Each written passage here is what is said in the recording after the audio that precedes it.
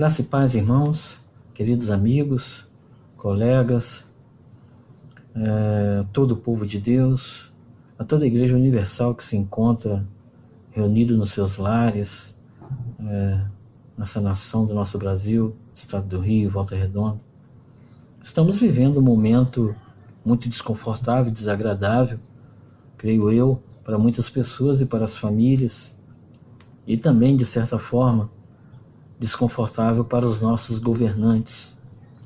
Mas eu gostaria de compartilhar neste dia a palavra do nosso eterno Deus, que ela é aquela palavra que nos traz esperança, nos traz conforto. E no Evangelho de Mateus, capítulo 8, versículo 1 ao 3 apenas, diz algo sobre um homem. A história de um homem chamado, um homem considerado o leproso. E aqui nessa história, este homem é curado por Jesus. Diz assim: quando ele desceu do monte, uma multidão o seguia. Verso 2, um leproso, aproximando-se, adorou-o de joelho e disse: Senhor, se quiseres, pode me curar-me. No versículo 3, Jesus estendeu a mão, tocou nele e disse: quero, seja curado. Imediatamente foi purificado da lepra. A palavra do Eterno é uma palavra que nos traz uma visão, uma esperança de um mundo na presença dele, que mesmo em meio a dificuldades, ou mesmo em meio ao desconforto, o Senhor é aquele que está ao nosso lado. Então, pensando assim nessa situação caótica, nessa situação desordenada, neste momento em que a questão do vírus vai atacando e chegando a um número tão grandioso de pessoas, eu quero relembrar a todos, diante desse texto, dessa história de um leproso que foi tocado por Jesus e curado, voltando no livro de Gênesis, capítulo 1, versículo 1 ao 3. Gênesis, o livro que significa a palavra princípio, no início de tudo, diz que Deus criou os céus e a terra. Mas no verso 2 diz também que a terra estava sem forma e vazia. Ou seja, dentro da palavra sem forma no original, significa que ela estava caótica, desordenada, estava um caos. Então no versículo 3 de Gênesis capítulo 1, diz que após Deus ver aquilo que ele criou e como estava caótico toda aquela situação, Hashem, o Eterno, ele observou e disse: haja luz, e houve luz. Entenda bem o que eu quero lhe dizer nesse dia, que nos momentos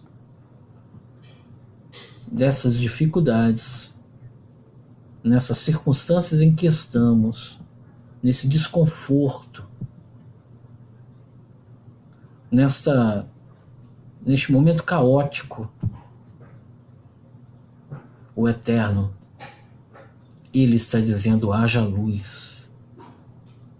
Então ele irá trazer a ordem para a igreja, para o povo, para a nação, para o Estado, porque ele é Deus.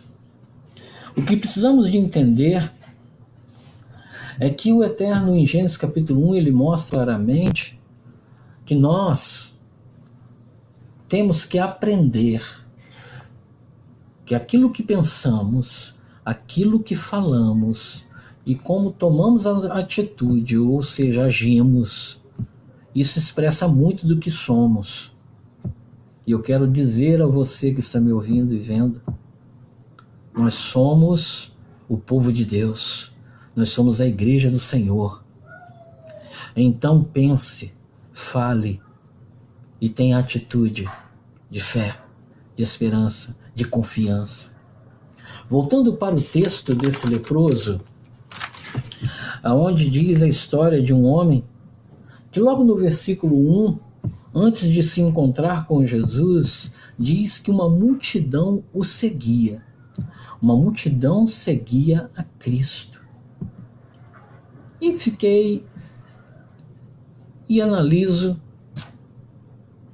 que naquele tempo, no primeiro século, a multidão seguia Jesus. Dentro do contexto, percebemos que no capítulo 7, no final de todo o sermão, que dizemos o Sermão do Monte, onde Jesus traz ensinos morais para o povo e ensinos espirituais, logo no versículo 29 do capítulo 7, aqueles que estavam ouvindo a Jesus dizem da seguinte forma: quem é este que fala com tamanha autoridade? Ou seja, eles estavam dizendo: quem é este que é a própria autoridade?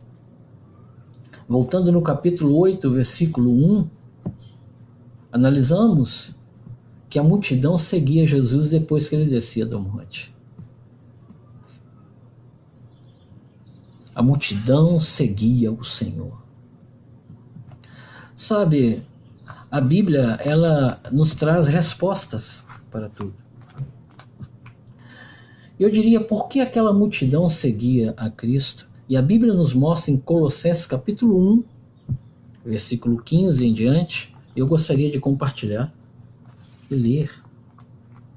Nos mostra a supremacia de Cristo. Eles o seguiam porque viam nele a autoridade. Eles o seguiam porque percebiam que ele era a própria autoridade. E no versículo 15 do capítulo 1 de Colossenses diz assim: ele é a imagem do Deus invisível, o primogênito de toda a criação. Pois nele foram criadas todas as coisas, nos céus e na terra, as visíveis e as invisíveis. Sejam tronos ou soberania, poderes ou autoridades. Todas as coisas foram criadas por ele e para ele. Ele é antes de todas as coisas e nele tudo subsiste. Ele é a cabeça do corpo, que é a igreja. Observe bem essa palavra de Colossenses, em que diz claramente sobre a supremacia de Cristo. Ele é a própria autoridade. Ele é o nosso Deus Todo-Poderoso. Então eu quero te dizer, para os dias atuais, para a nossa vida de hoje, por que seguimos a Cristo? Por que você segue a Cristo? Porque seguimos a Cristo. Porque Ele é o nosso Deus, porque Ele é o nosso Rei, porque Ele tem toda a autoridade, porque Ele tem a palavra de esperança, de conforto para nós. No Evangelho de João, capítulo 14, versículo 1, Cristo ele diz algo confortante. Não se turbe o vosso coração, creiam em Deus, creiam também em mim. Na casa de meu Pai há muitas moradas. Observe que em meio ao caos, em meio às dificuldades, na normalidade, Cristo traz palavra de conforto. Ele continua no Evangelho de João, capítulo 16, versículo 33, dizendo: eu lhes digo isto para que tenha paz. Ou seja, ele já inicia dizendo para os seus discípulos, com todas as dificuldades, o que eu vou lhe dizer: tenham paz. Neste mundo tereis aflições. Então ele termina com uma palavra mais confortante ainda: tende bom ânimo. Povo de Deus, nesse dia, neste momento em que vivemos, tende bom ânimo. Por que aquela multidão seguia Jesus? Capítulo 8 de Mateus, versículo 1. Por que você segue a Jesus? Porque Ele é o nosso refúgio. Tem de bom ânimo. Confie, tenha fé. Entenda que o ser humano, muito do que ele é pelo que ele pensa, fala e age. Tenha a mente de Cristo. Que as tuas palavras sejam ditas aquilo que está em teu coração. E tenha a atitude de um povo que tem fé, emuná em Jesus, em Deus. No versículo 2, após Jesus descer do monte, a multidão seguindo, diz a palavra que um leproso se aproximou dele. No versículo 2, prostrou-se de joelho, o adorou e disse: se quiseres, pode me curar. É interessante que neste texto, nessa frase, na nossa língua portuguesa, percebemos que existe um sujeito, ou seja, o leproso, mas um sujeito indeterminado, porque não diz o nome do sujeito. O que eu quero lhe dizer é que diante de todas as situações, percebemos que leproso, esta palavra no grego, no Novo Testamento, não significa apenas lepra, mas a todo tipo de doença, ou seja, que uma pessoa pode ter em seu corpo, em sua pele. Ser leproso naquela época era algo muito desconfortante, repugnante. A pessoa ficava escamosa, a sua pele ficava escamosa, pedaços do corpo se perdiam, não podia conviver entre os outros. O que eu quero te dizer é que o nome desse leproso aqui não é expressado, não é expresso na Bíblia. Não é dito. A Igreja Universal no mundo, talvez muitos não sabem o nome das pessoas que estão por aí. Ou seja, muitos não sabem. Mas Cristo nos conhece. Cristo conhece o seu povo. Cristo conhece as dificuldades de todos. Cristo conhece a humanidade. Então o que eu quero te dizer e lhe mostrar que o que valeu, o que está em destaque aqui neste texto de capítulo 8 não é o nome do leproso, mas a atitude do leproso. Diz claramente algo muito interessante, que a atitude que ele teve, de primeiro reconhecer o senhorio de Jesus. Segundo, ele se prostrou. Depois, ele novamente reconhece a vontade de Jesus. Se quiseres, pode me curar. Entenda a igreja do Senhor.